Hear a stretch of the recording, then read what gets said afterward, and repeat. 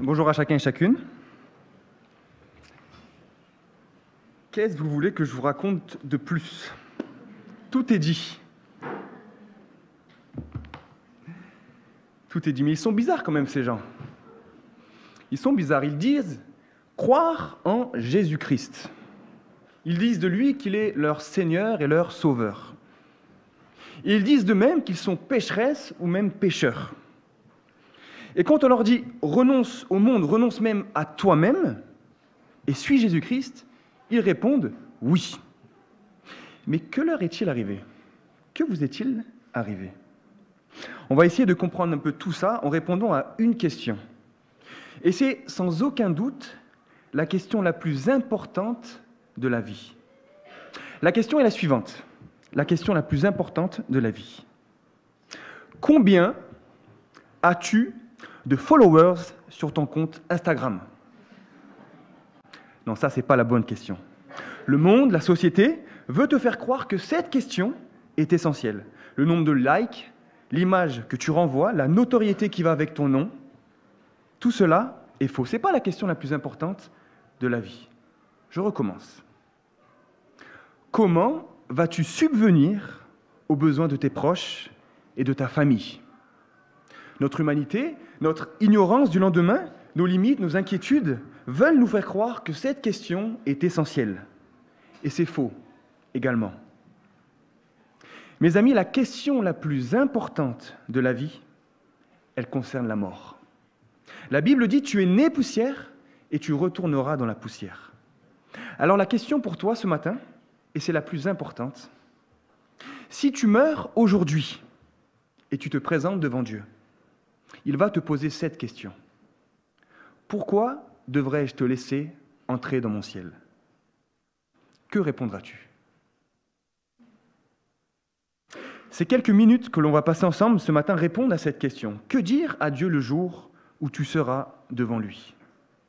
La Bible, la révélation toute spéciale de Dieu, nous laisse une parole que l'on trouve dans l'évangile de Jean, au chapitre 3 et verset 16.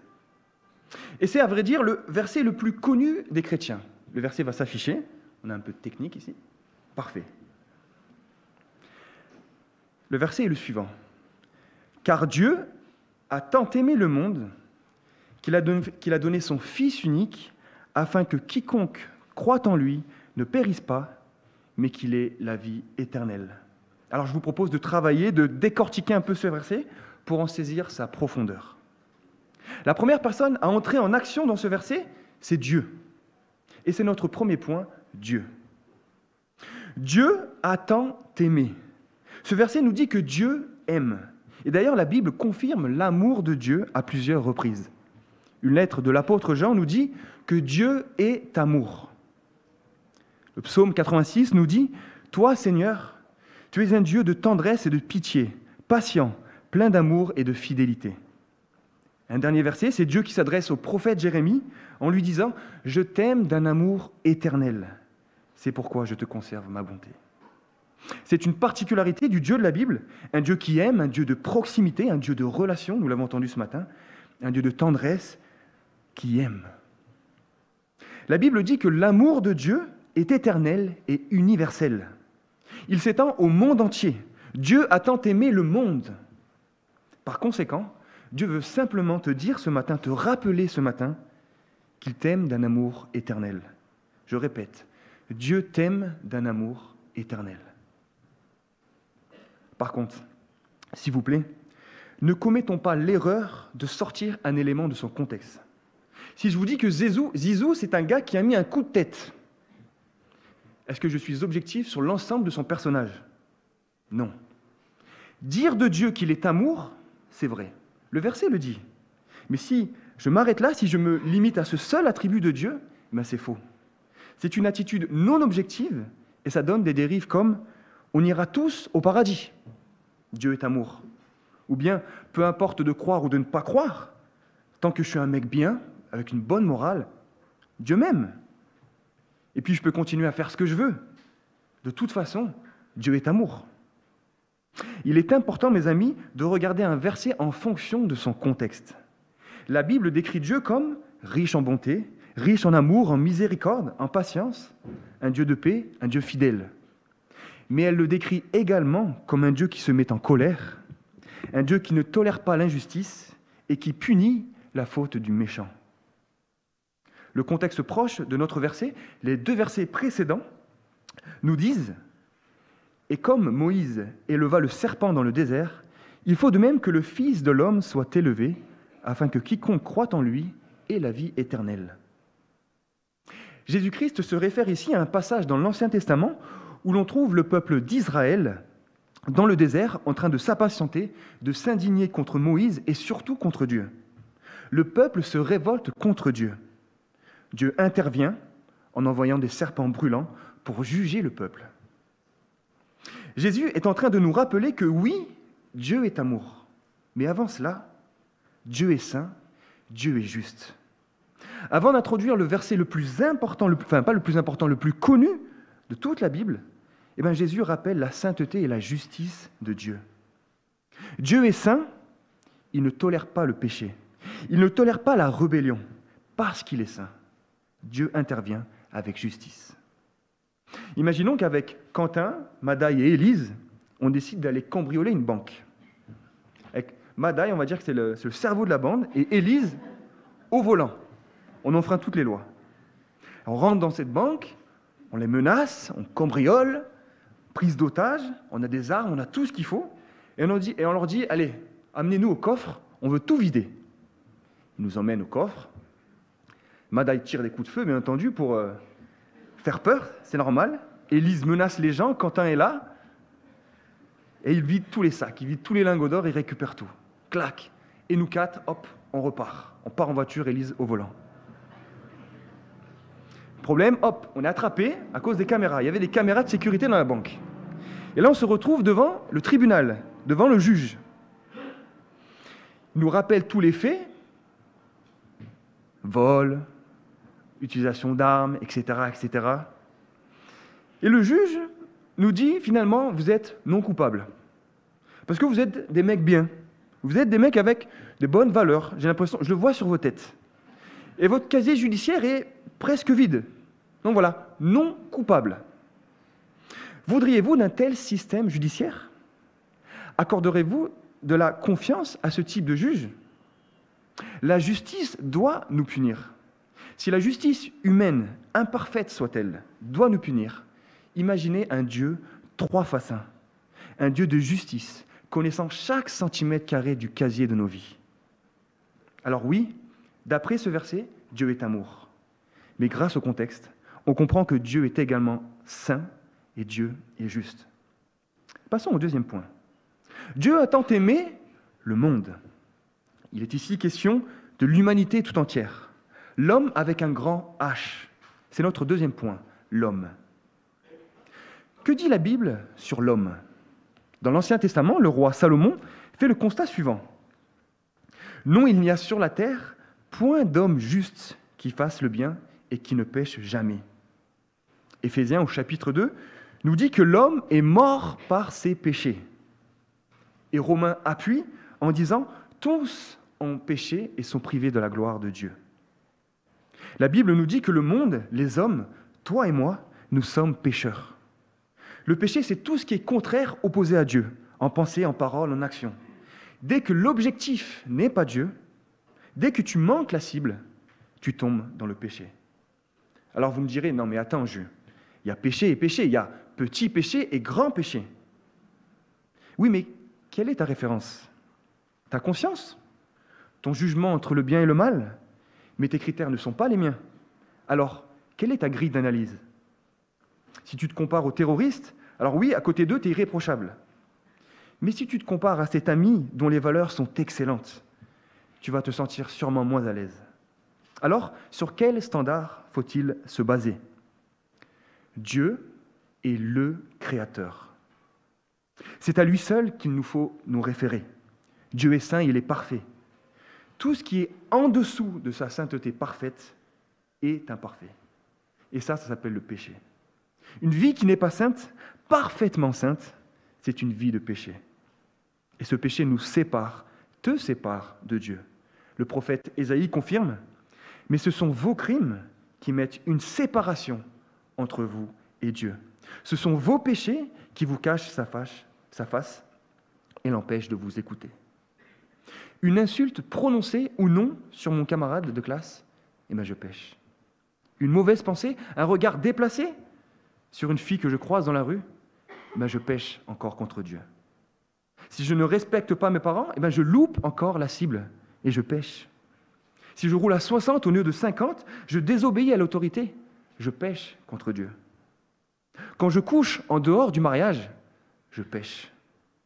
Si je change l'intensité de mon travail en fonction de la présence ou de l'absence de mon patron, je m'oppose encore à Dieu par mon péché.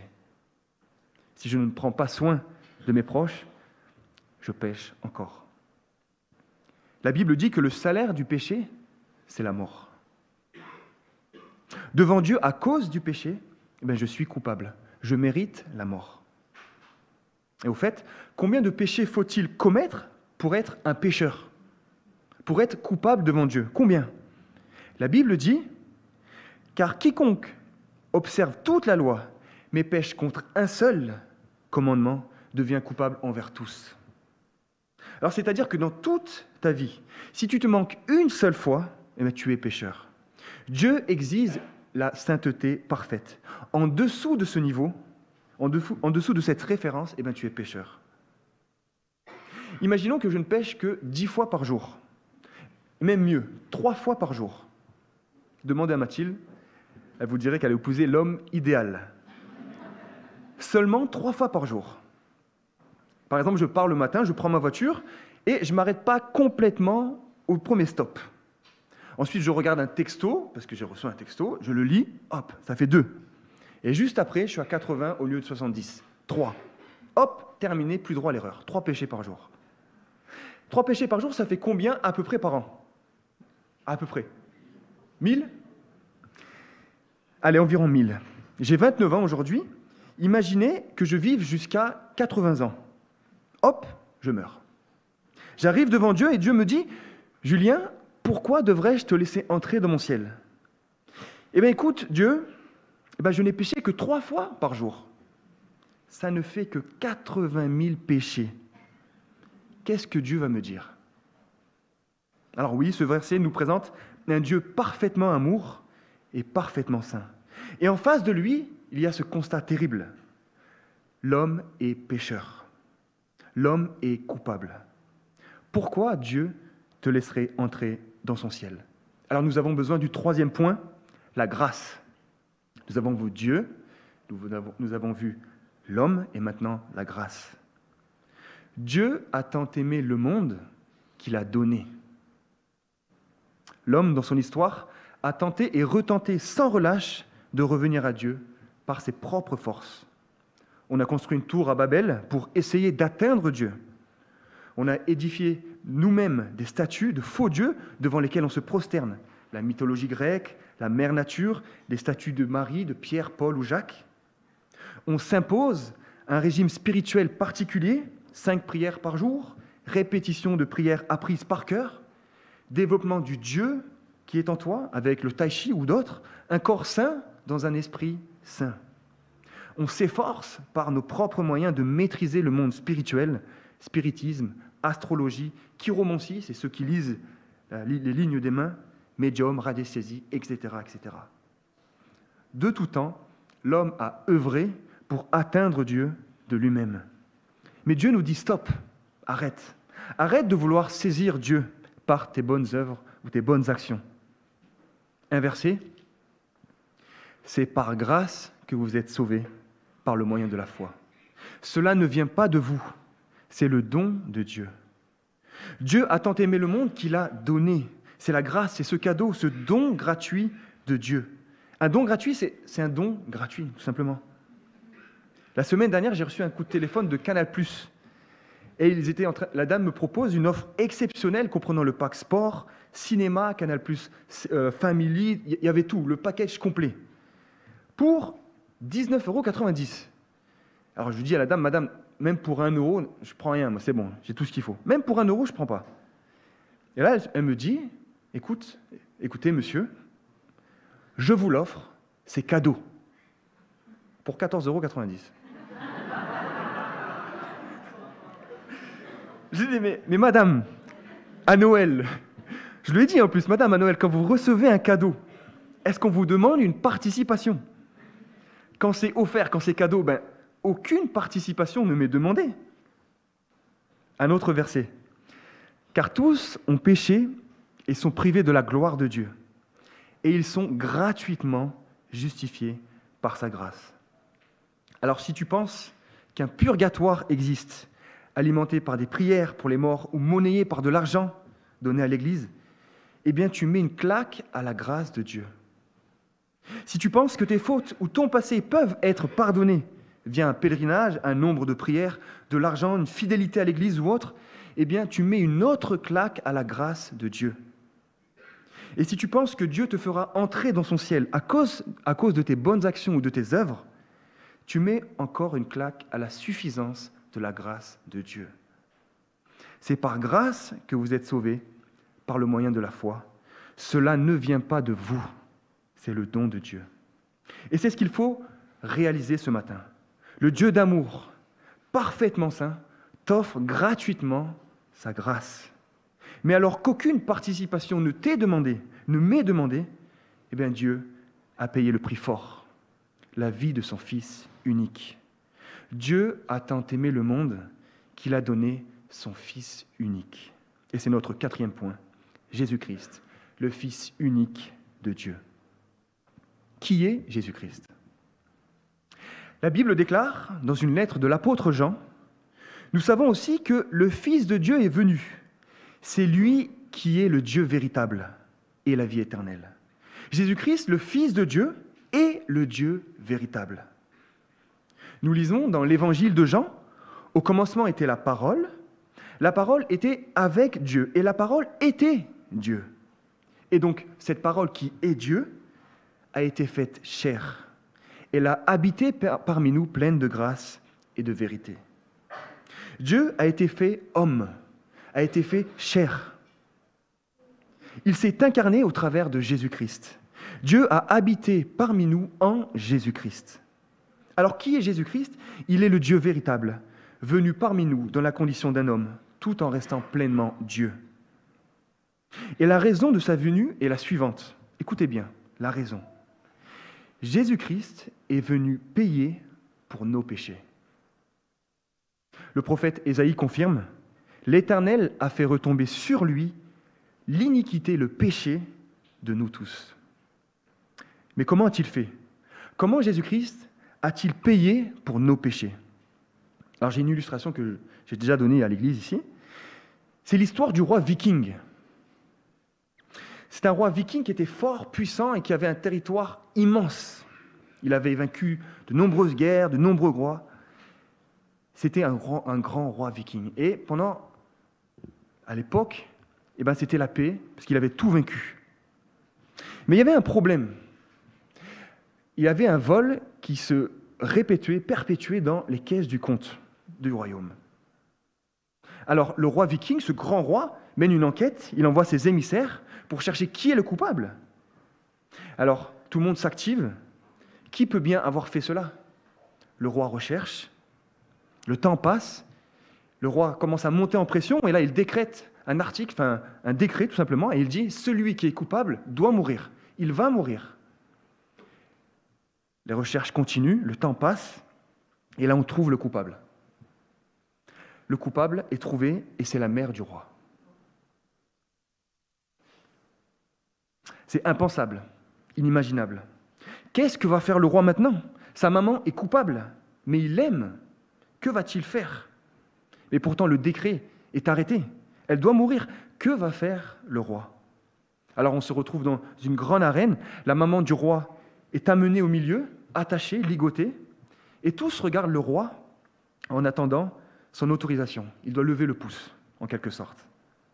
Le bourreau est prêt à frapper, prêt à faire mourir la mère du roi. Que va faire le roi? C'est alors que le roi viking se lève, il enlève sa couronne, il se dévêt de son manteau royal, il descend les marches une par une, il avance lentement jusqu'à sa mère, il se place au-dessus de sa mère et il dit au bourreau, frappe. Et le bourreau frappe, il frappe encore, et le roi est mort. La maman du roi repart libre. Jésus-Christ est bien plus qu'un roi viking. Il est le grand roi éternel, le Seigneur du ciel et de la terre. C'est lui le Tout-Puissant. Jésus-Christ, lui qui était égal à Dieu, lui qui est Dieu, il descend non pas d'une arène, mais bien du trône de Dieu. Il quitte la gloire du ciel. Il se dépouille de sa couronne, de son manteau divin et vient parmi nous.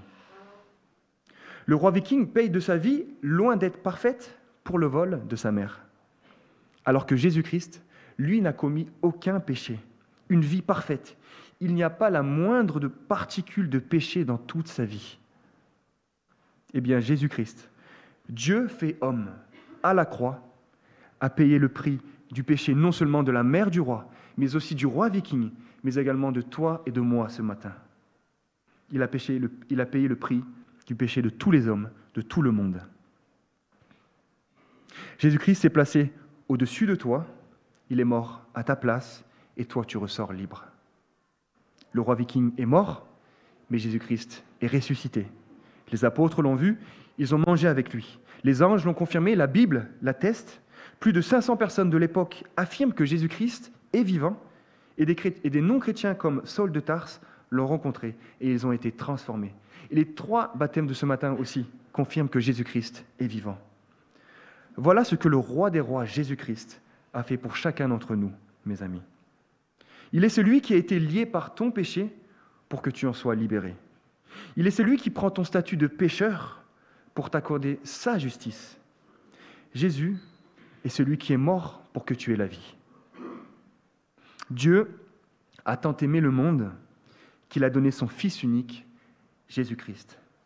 Et cela nous amène au dernier point, la foi, afin que quiconque croit en lui ne périsse point, mais qu'il ait la vie éternelle. La foi, c'est la clé qui nous permet de rentrer au ciel. Mais la foi, qu'est-ce que c'est au juste ? Alors la foi n'est pas quelque chose de temporel. Je prie avant le décollage d'un avion, ou seulement pendant l'épreuve, ou bien seulement 80 minutes quand le RCT joue. Ça, c'est une foi temporelle, où on utilise Dieu seulement comme un génie, une sorte de génie, et cette foi-là, elle ne sauve pas. Il y a aussi ce qu'on appelle la foi intellectuelle. Les hommes sont pécheurs, j'ai compris. Jésus-Christ est Dieu, ça aussi j'ai capté. Il est mort à ma place, il est ressuscité, c'est ancré, j'ai compris. La foi intellectuelle, c'est croire en des faits historiques, et ça s'arrête là. La foi s'arrête au cerveau, elle n'applique rien d'autre. Cette foi-là, non plus, elle ne sauve pas. La foi qui sauve, c'est la foi en Jésus-Christ seul, afin que quiconque croit en lui. Jésus-Christ est le seul objet de ma foi capable de m'arracher du péché et de me donner la vie éternelle. C'est la confiance en Jésus-Christ seul, et cette foi-là, elle sauve. La Bible déclare que celui qui croit au Fils a la vie éternelle. Celui qui a le Fils, celui qui a Jésus-Christ, a la vie éternelle. Un funambule veut traverser les gorges du Verdon. Alors il s'installe, il tend son câble d'une falaise à une autre. Et là, on est tous présents pour voir le spectacle. Alors, il s'installe, tout est prêt, et il nous pose cette question. Croyez-vous que je peux traverser et revenir sur mon câble ? Alors, on est tous là à dire, oui, tu peux, tu es un champion. Le mec part, et il revient. Il a réussi. Bravo, on est tous là à l'acclamer. Il repose une seconde question, mesdames et messieurs, croyez-vous que je peux traverser ce câble à vélo ? Oui, continue, c'est toi le meilleur. On est avec toi, tous ensemble. Et il prend son vélo, il part, et il revient. Il y arrive, et on l'acclame encore. Il est énorme. Il nous repose encore une autre question. Croyez-vous que je peux traverser debout sur mon vélo ? Oui, continue, on est avec toi. On y croit, on est avec toi. Et il part debout sur son vélo, et il revient. Il réussit. Et il nous pose encore une dernière question. Croyez-vous que je peux traverser debout sur mon vélo avec quelqu'un sur mes épaules ? Eh oui, continue, tu es un champion. On est avec toi. D'accord ? Involontaire, s'il vous plaît. Personne. La foi implique un engagement total. C'est un détournement de confiance. Avant, j'avais confiance en mes propres forces, en plein de choses. Et maintenant, ma confiance se place en Jésus-Christ seul. Jésus-Christ n'est pas un funambule. Il est un rocher stable, solide, sur lequel je peux bâtir ma vie. Il est mon soutien, mon refuge pendant les épreuves. Bien plus, il me délivre des tempêtes de la vie. Il me donne la paix, la joie. Il m'encourage chaque jour. Il me garantit d'être présent tous les jours de ma vie jusqu'à la fin du monde. Il est l'exemple parfait que je veux suivre. Es-tu prêt à monter sur les épaules de Jésus-Christ? Es-tu prêt à croire en lui et à placer ta confiance en Jésus-Christ, mort et ressuscité pour toi? Jésus-Christ veut tout. Il veut ta vie, tes ambitions, tes passions, il veut tes rêves, il veut tout. Il veut que tu lui donnes tout et surtout tes péchés, ce qui te sépare de Dieu. Donne-lui ta vie et il te donnera la vie éternelle. Présence éternelle auprès de Dieu, afin que quiconque croit en lui ne périsse pas, mais qu'il ait la vie éternelle. Et lorsque tu te présenteras devant Dieu et qu'il te demandera « Pourquoi devrais-je te laisser entrer dans mon ciel ?» Tu diras simplement « Parce que Jésus-Christ m'a sauvé. Il est mort pour mes péchés. Je ne pouvais rien amener, mais Jésus-Christ m'a pardonné. » Et sur cette base, seulement sur cette base, Dieu te dira « Entre dans mon royaume. » Alors j'aimerais t'inviter ce matin. Si tu n'as jamais donné ta vie à Jésus-Christ, eh bien, tu peux le faire maintenant. On va baisser nos têtes, on ne va rien faire de public, on va baisser nos têtes et fermer les yeux. On va baisser nos têtes et fermer les yeux et je vais vous poser 5 questions pour ensuite inviter Jésus-Christ dans ton cœur maintenant. Et pour être sauvé, il faut pouvoir dire oui à ces 5 questions. Mais il faut répondre avec sincérité. Oui ou non? Réponds en silence à ces questions. Reconnais-tu ton statut de pécheur, ces péchés commis chaque jour qui te séparent de Dieu? Aujourd'hui, demandes-tu pardon à Dieu pour ce péché qui t'habite et qui offense Dieu?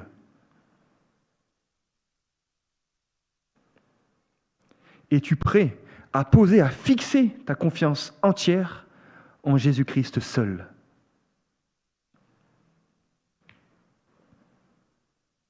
Es-tu prêt à renoncer à toi-même et faire de Jésus-Christ le Seigneur de ta vie? Veux-tu recevoir maintenant Jésus-Christ comme Seigneur et Sauveur personnel? Et tout en fermant les yeux, si aujourd'hui tu as dit oui à ces questions, eh bien prie avec moi, répète cette prière dans ton cœur. Seigneur Jésus, je veux te recevoir dans ma vie maintenant. Merci pour ce désir qui vient de toi. Je suis un pécheur. Avant, j'avais confiance en moi, mais maintenant, Seigneur, je me remets à toi. Je t'accepte comme mon Sauveur et mon Seigneur personnel. Je crois que tu es mort et ressuscité pour moi, et je te reçois comme Sauveur aujourd'hui. Aide-moi à me détourner de mes péchés et à te suivre. J'accepte maintenant le don de la vie éternelle que tu m'offres gratuitement. Au nom de Jésus-Christ. Amen. Alors, ça y est, j'ai terminé. 2 minutes. Mes amis, je vous propose plusieurs choses. Alors la première, c'est si Dieu t'a rendu capable de dire oui à ces 5 questions, partage. Ça, c'est le premier mot. Partage. Partage ce que tu as vécu ce matin avec un frère ou une sœur de l'Église. Va voir le pasteur, un référent. D'ailleurs, levez la main, peut-être les personnes qu'on peut attraper à la fin du culte, pour leur dire, voilà ce que j'ai vécu. Levez la main, s'il vous plaît. Le pasteur peut lever la main, voilà, 5, 6, bien grand. Comme ça, on vous visualise et on va vers vous. On vous attrape. Merci. Et d'ailleurs, je l'ai vu dans le regard de Luciano, si tu n'as pas de Bible, j'ai une confirmation, oreillette, eh bien on t'en offre une. C'est offert. J'ai le vu dans le regard Luciano, et d'ailleurs, je connais le trésorier. 14,90 €. Donc voilà, premier mot, partage. Partage ce que tu as vécu. Partage ce qui te travaille dans ton cœur. Va voir, partage. Le deuxième mot, c'est nourris-toi. Nourris-toi de la présence de Dieu à travers la prière, à travers la lecture de sa parole, la Bible, au travers d'une vie d'église. Nourris-toi. Le troisième mot, c'est engage-toi. Avance, témoigne de ta foi, comme ils l'ont fait ce matin au travers du baptême. Engage-toi. Car Dieu m'a tant aimé qu'il a donné son Fils unique afin que par la foi, je ne périsse pas, mais que je vive l'éternité auprès de Dieu. Alors mon désir et ma prière pour vous, c'est que toi aussi, tu puisses t'identifier à ce verset. Amen.